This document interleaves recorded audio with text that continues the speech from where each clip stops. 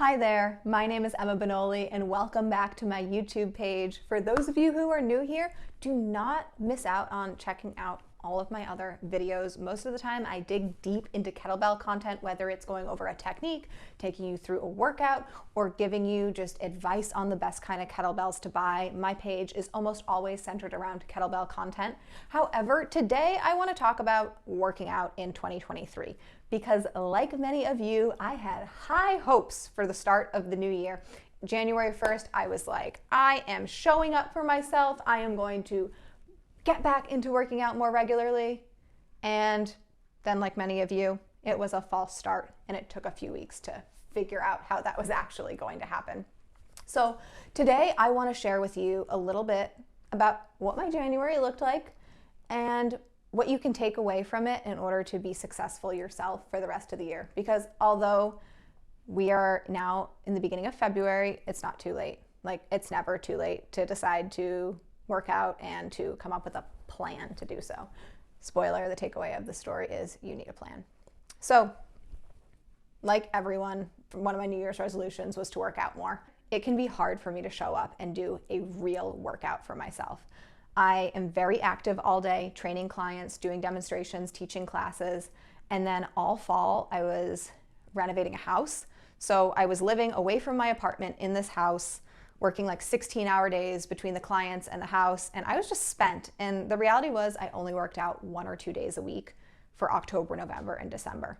And for me, that was an all-time low.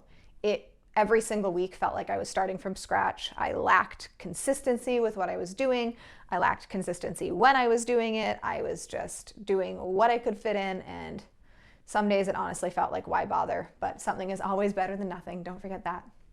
So for January, I was like, we got time. I moved back into my apartment. I now had all my equipment. I have a gym membership here. And all of a sudden I was no longer working 16 hours a day. So it seemed like I should just be able to fall back into this habit. But I should have known better. You can't just make a statement without a plan. Those are just words. That's not a plan. And I needed a plan. Because what ended up happening was January 1st comes, I was hungover from New Year's. So January 2nd, I work out. That was good. January 3rd, I don't remember what day of the week it is, but things got a little busier. You always think I've got all this free time, and all of a sudden I realize I am truly exhausted from having been sick over Christmas and just running myself into the ground all fall. And all this time that I thought I had to exercise, I became a couch potato. I was just recovering. I was trying so hard to get up the energy to show up for my clients. I just felt like I'd been hit by a bus.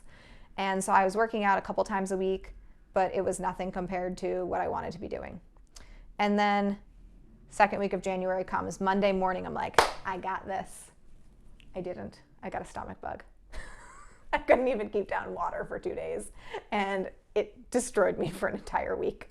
I wasn't able to work out until the end of the week, at which point my body was so dehydrated from rejecting everything, including water, that I pulled my hamstring. Basically, every time I attempted to start my routine again, I promptly hit a roadblock, and I didn't. And I'm sure that this is a story everyone can relate to. I'm not trying to whine or make excuses. It's just the reality. Many of us say, I want to do something, and then it doesn't happen. A lot of the time it's because life gets in the way. You think, oh, it should be so easy. It seems simple. I know what to do. But unless you actually make a plan of what you're going to do, it's very unlikely it will happen, in my experience. Even if you are a trainer who I truly know what to do, but I didn't make time for it. I didn't make a plan about it. I didn't think about it. I just said I was going to do it. And that's not enough.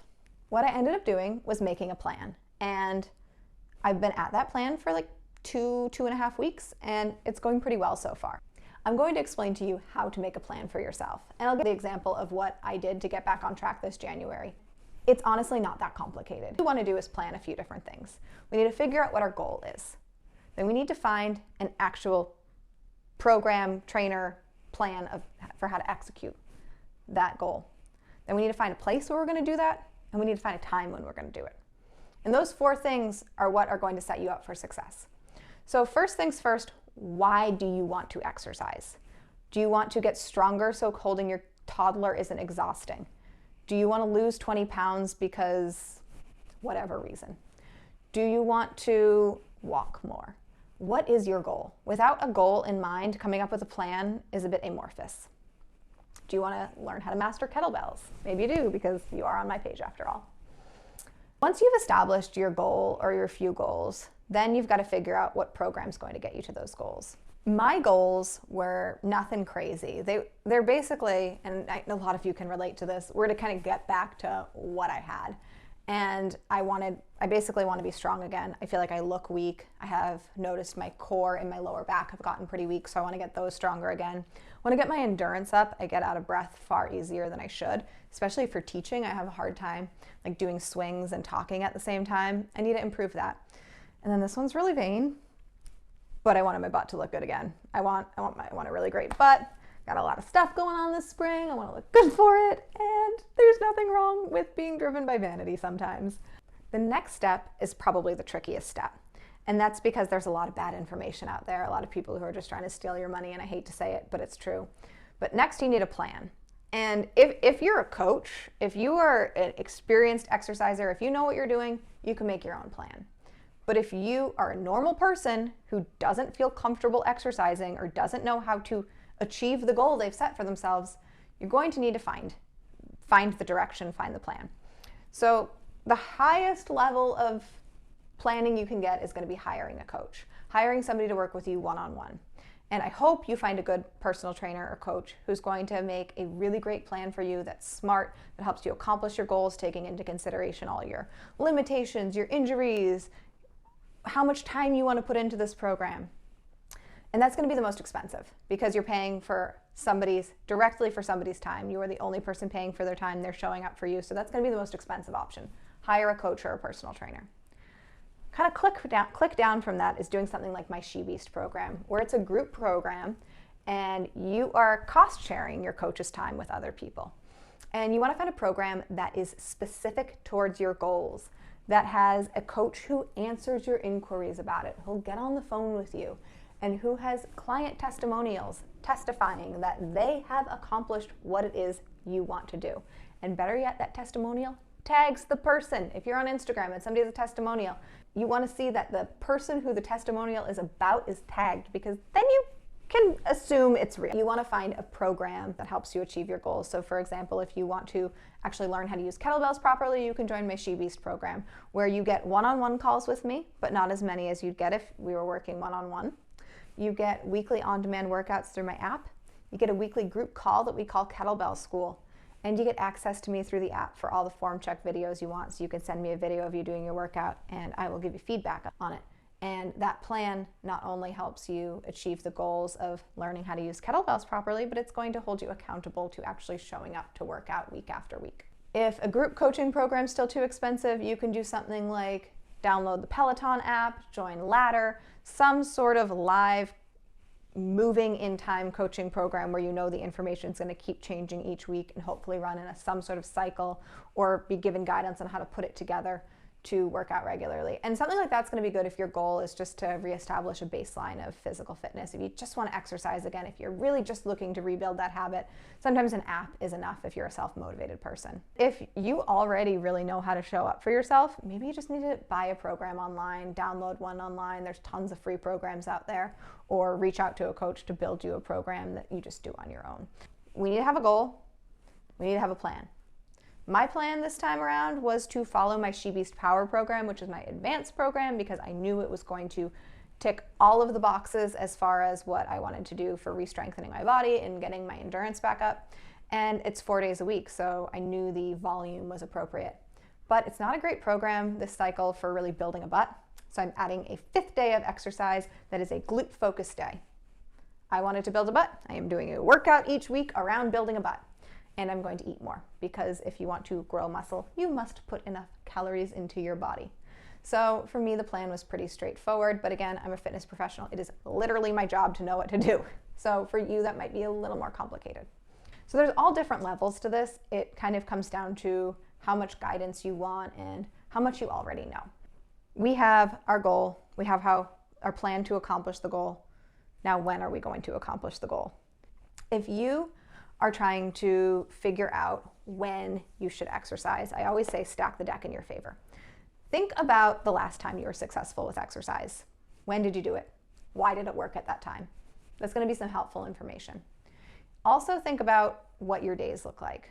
Are you the kind of person who gets off work and has no problem doing their laundry, cooking dinner, and meeting a friend for a drink after you get out of work?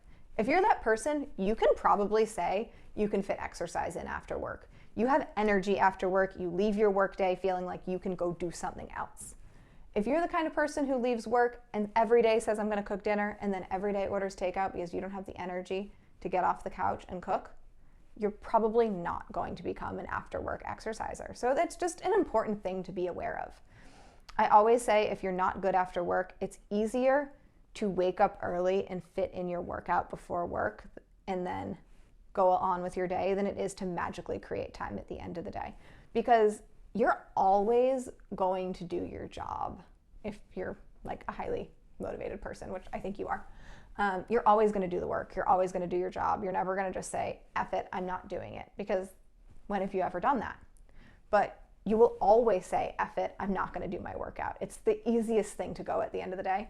So while getting up early can seem like climbing Everest and a whole other goal in and of itself, if you don't see an obvious gap in your day, getting up early is going to be probably the best way of doing it.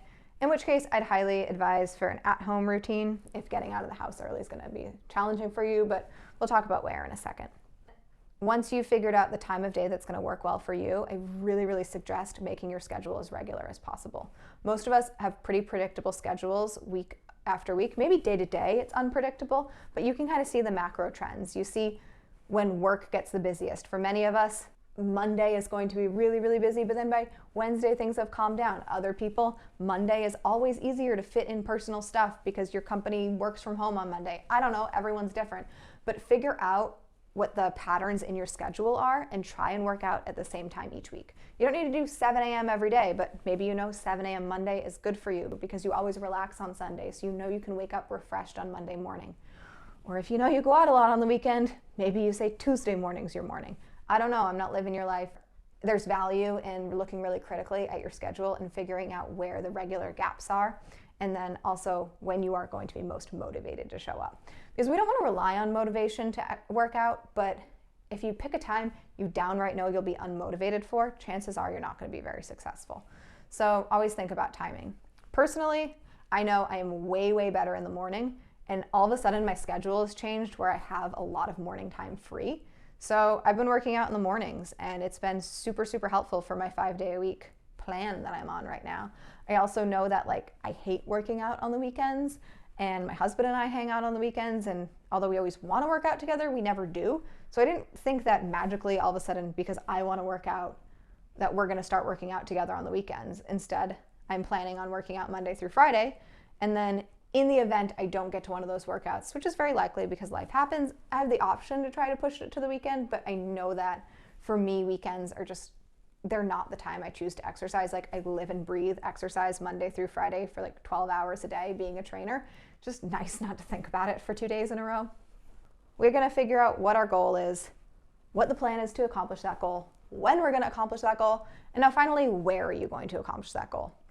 For most people, it's pretty obvious. You're gonna go to the gym, you're gonna do it at home, or you're gonna do it at the studio you're taking classes in. But maybe you have options, maybe you have a gym membership, maybe you also have equipment at home. I am one of those people.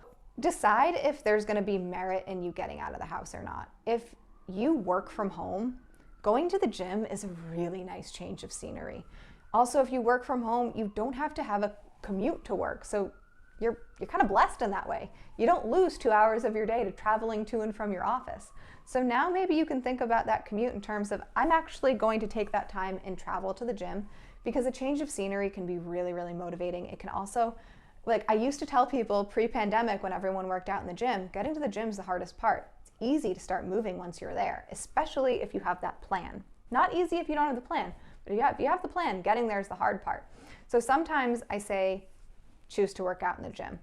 But if you're a busy mom who works full time and has 2 young kids and you have to get up at 5 a.m. to fit your workout in, no, don't go to the gym.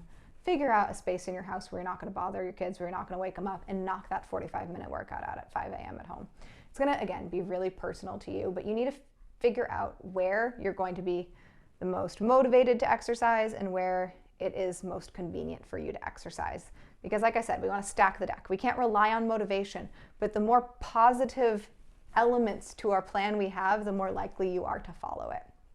For me, I know that like I work from home many days, and there's many days where I don't leave the house, and that gets me down. So I'm trying to go to the gym because, like I said, my schedule changed. I had these free mornings, and although I hate going to the gym because it's cold outside and my gym doesn't have heat, I know that as long as I'm able to show up when it's really shitty outside, it'll be easy to show up once it's warm again. So I feel like for me, it's a good opportunity to have a change of scenery.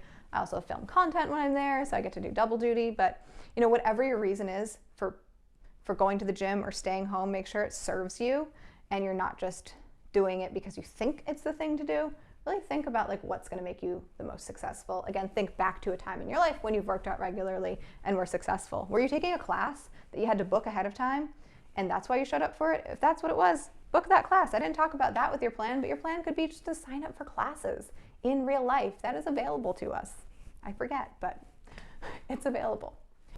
If you want to reestablish those healthy habits for 2023, make sure that you set goals, come up with a plan, decide when you're going to execute the plan, and then find a place to execute the plan. It's not that complicated, but you do need to think about it. You need to prioritize your time. You need to talk to your family, let them know the deal. You need to set aside the money.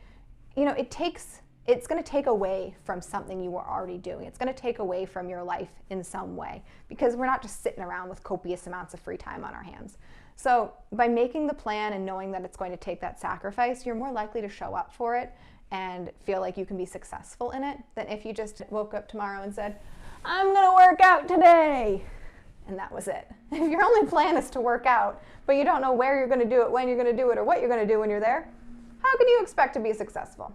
Let's all make plans and let me know if you have questions about it. If your goal is to learn kettlebells, my next SheBeast cohort starts at the beginning of March. And if you sign up now, you get workouts the entire month of February. DM me on Instagram at Emma Benoli if you want to hear more about that, or you can check out my page to watch the videos on SheBeast so you can actually see what the program is all about.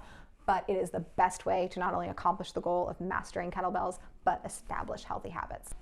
On that note, have a great afternoon. I hope you have a really strong February.